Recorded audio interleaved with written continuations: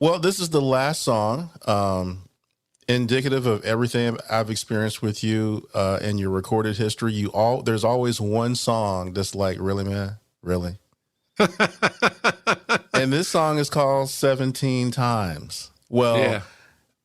I mean, you hit it out of the park because your country influence is obvious. And Yeah, so I'm like, definitely. okay, this is going to be good. Didn't really expect you to be a creeper, but you kind of are.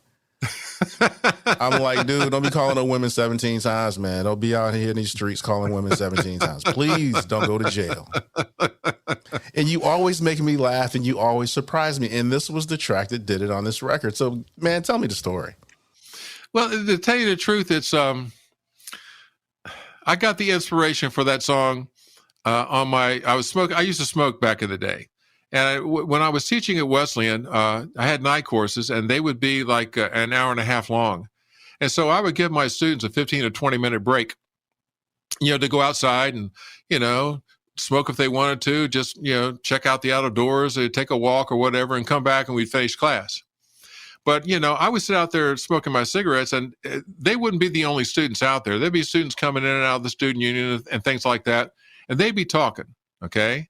I'd hear their conversations, and almost every single one of them would have a cell phone in their hands. Remember, this is 2005. Smartphones really hadn't kicked in yet. Everybody had a cell phone. And the main things that you had on your cell phone were your ringtones, okay, and your pictures. That's pretty much it, and calling somebody.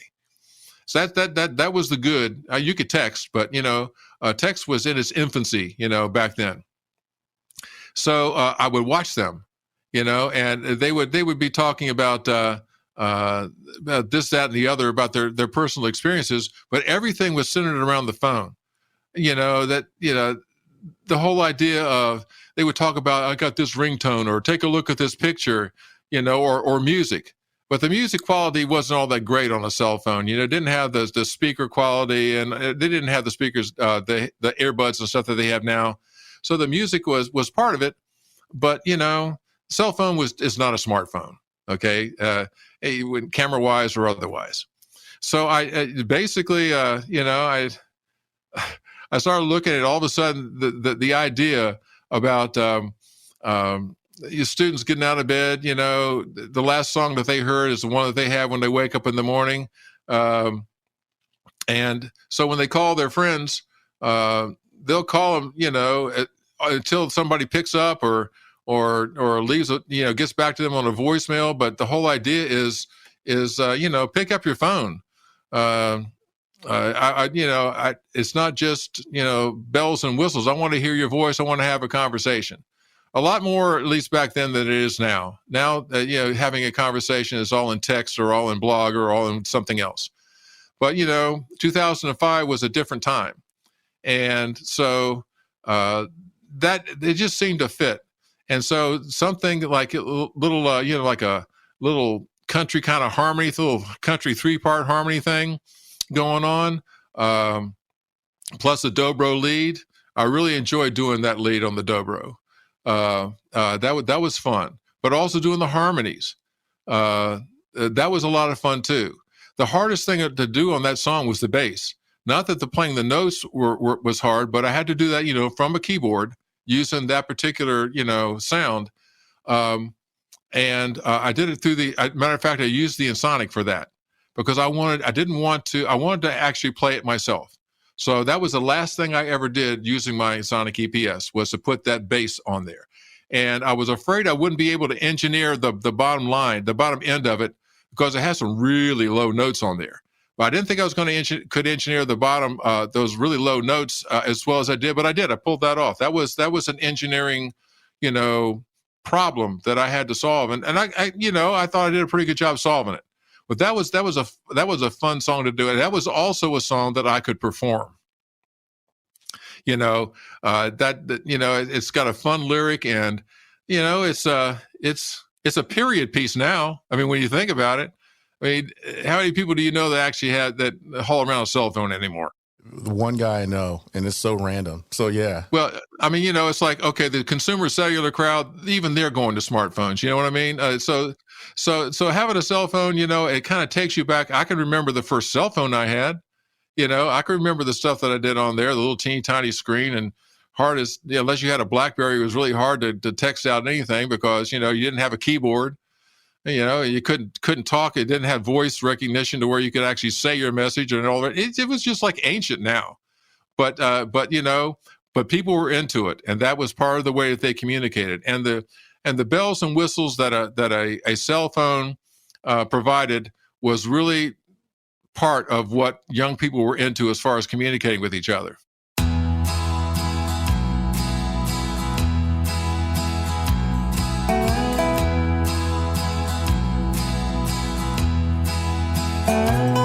I get out of bed with a thought in my head that'll carry me all through the day.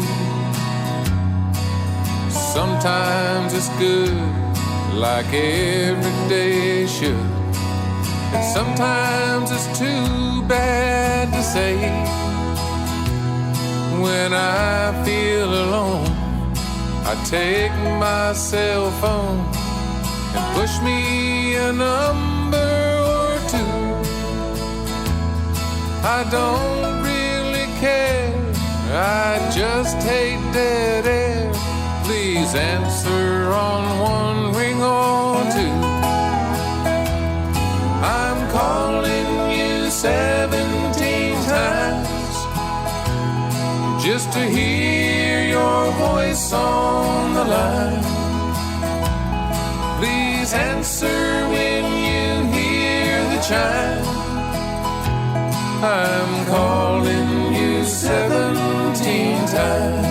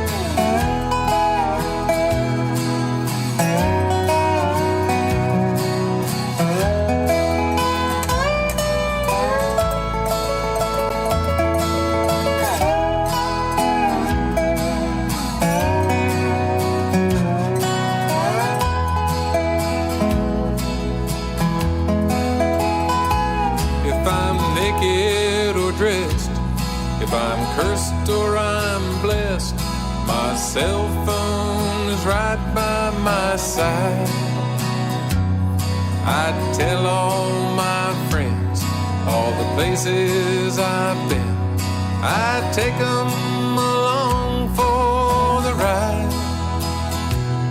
I've tried face to face, but it just can't replace the sound of the beeps and the rings. The pictures and songs will last all day long. No end to the joy that it brings. I'm calling you 17 times just to hear your voice on the line. Please answer when you hear the chime. I'm calling you 17 times. I'm calling you 17 times. Yes, I'm calling you 17 times.